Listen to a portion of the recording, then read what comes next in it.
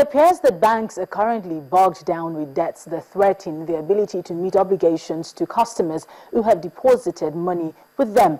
Unpaid loans indeed need to be recovered. But what is the realistic way of achieving this task? Will the publication of this list by defaulters bring about the recovery of these funds? My guest on the program today, a legal practitioner, Barrister Robert Emukwero, answers these questions.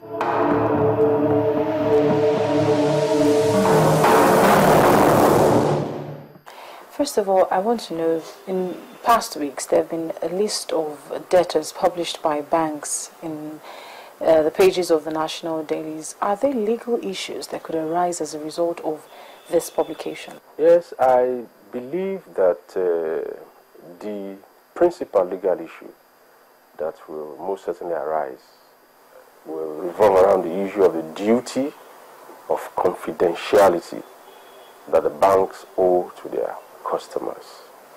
You know, at the heart of the banker-customer relationship is this duty of secrecy. And you know, this confidentiality is really very paramount and key in the relationship between a banker and his customers. And what that really presupposes is that the banker is under a duty not to disclose the details of the accounts of his customers, either to third parties or to the public.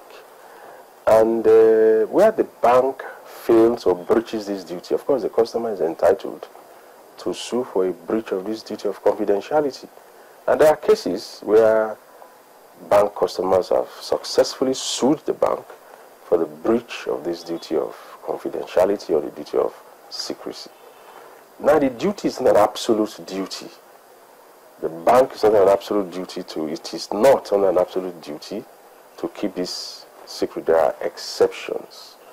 So the only thing that can justify this publication by the banks in Nigeria is if they can bring themselves within the exceptions that are recognized by the law. What are the exceptions?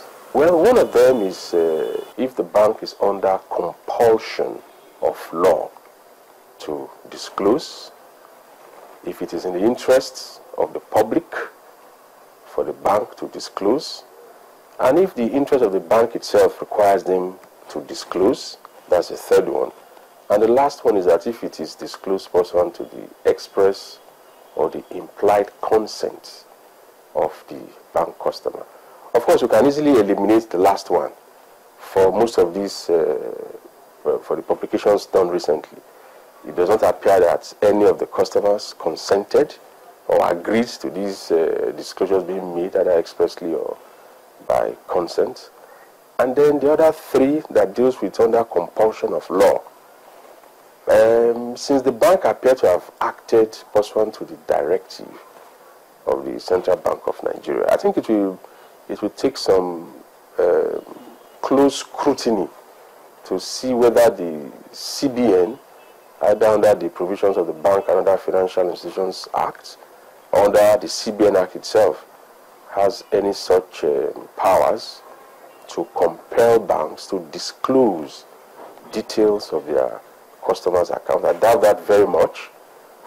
But the very gray area is where the bank will probably want to come under the interest of the public, that look, we are disclosing this list pursuant to the public interest, or even pursuant to the interest of the bank itself.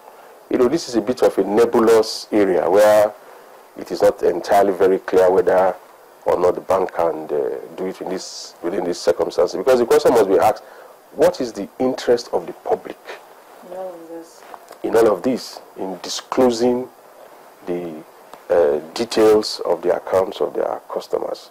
And really, at the end of the day, what really is the interest of the bank? In what way is this disclosure going to further the interests of the banks? I take the view that when banks make it a habit or a policy to disclose details of their customers' accounts and thereby breaching the confidential nature of their relationship, I think it will just scare off customers. Because as it is happening now, there are persons who are even disputing some of these debts. Some are saying that they were not in fact indebted at all. So this has a way of eroding customer confidence in the banking system itself. So it's something they need to treat very, very carefully, not to damage the system itself at the end of the day. Talking about what could benefit the bank, the list could be out there basically to recover the debt, but there must be a process of debt recovery, especially with the use of collaterals. Well, one thing I can say confidently is that publishing the names of debtors in the newspapers, I don't think is a known or recognized mode of debt recovery. Yes, there are several ways by which the bank can recover its loan. If the collaterals, for example, if it's a mortgage and the mortgage is duly registered with the governor's consent, it means the bank has a right to sell without recourse to the courts and not necessarily with recourse to even the customer itself, because in that situation the bank becomes the legal owner of the property. That's what the mortgage does. It confers legal title directly on the bank as the mortgagee. So the bank can sell the property to a third party for valuable consideration. But part of the problem usually is that when bank takes steps to realize its mortgages, one way or the other the customers get to know, they rush to court, get an expert order of injunction to restrain the banks from exercising their right to sell.